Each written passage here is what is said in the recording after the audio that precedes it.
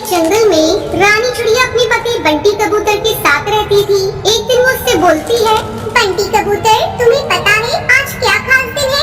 हाँ रानी चिड़िया, मुझे पता है। आज हमारी शादी की 5वीं सालगिरह है। हैप्पी एनिवर्सरी रानी चिड़िया। आज शाम को हम दोनों एक साथ अपनी शादी की सालगिरह का सेलिब्रेशन करेंगे। इसलिए मैंने सोचा है मैं माँ को सुंदरवन जंगल से ले आता हूँ। वो भी हमारी खुशियों में शामिल हो जाएंगी तो अच्छा रहेगा। हाँ बंटी कबूतर, तुम बिल्कुल ठीक कह रही हो।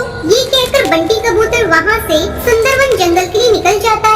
तभी एक जिगरबाज उस पर हमला कर देता है। बेचारे बंटी कबूतर की वहीं मौत हो जाती है। जब ये खबर रानी चिड़िया और बबली कबूतरी को पता चलती है तो वो बहुत रोती है।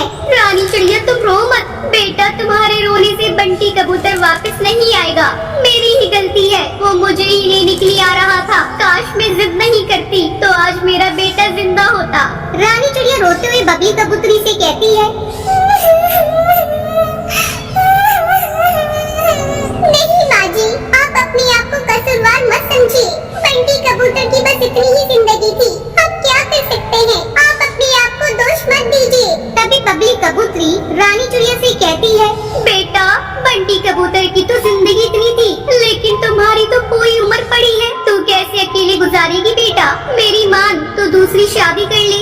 ये सुनकर रानी चिड़िया गुस्से से बबली कबूतरी से कहती है, माँ जी आप ये कैसी बातें कर रही हैं? अभी बंटी कबूतर को मरे हुए कुछ ही दिन हुए हैं और आप उससे दूसरी शादी करने के लिए कह रही हैं? नहीं माँ जी नहीं, मैं सिर्फ बंटी कबूतर से ही प्यार करती थी।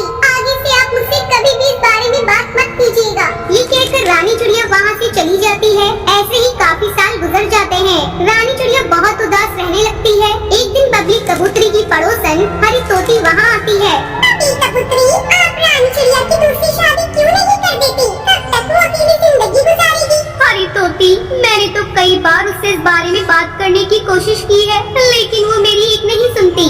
बेचारी बबली कबूतरी रानी चिड़िया की फिक्र में बीमार पड़ जाती है। हरी काकी रानी चिड़िया से कहती है, रानी चिड़िया, बबली कबूतरी की तबीयत ठीक करना तुम्हारे हाथ में है। तुम जानती हो उन्हें क्या चाहिए।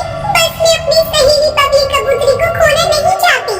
ये सुनकर रानी चिड़िया बबली कबूतरी से कहती है, माँ जी मैं दूसरी शादी करने के लिए तैयार हूँ। ये सुनकर बबली कबूतरी बहुत खुश हो जाती है और रानी चिड़िया के लिए रिश्ता ढूंढना शुरू करती है। उसे टुन्नू चिड़ा का रिश्ता मिलता है। वो बहुत ही ज्यादा समझदार और सुलझा हुआ नेक दिल का चिड़ा था। बबली कबूतरी रानी चिड़िया की शादी टुन्नू चिड़ा से तय कर देती है। कुछ ही दिनों में इन दोनों की शादी हो जाती है। विदाई के समय, बेटा मेरी बहू रानी चिड़िया का ख्याल रखना, इसे कभी भी किसी चीज की कमी ना हो। माँ जी आप परेशान मत होइए, मैं आपके बेटे जैसा हूँ ना। मैं जानता हूँ मैं बंटी कबूतर की जगह नहीं ले सकता, लेकिन आपको उसके जैसा प्यार जरूर कर सकता हूँ। रानी चिड़िया ये सुनकर बहुत खुश होती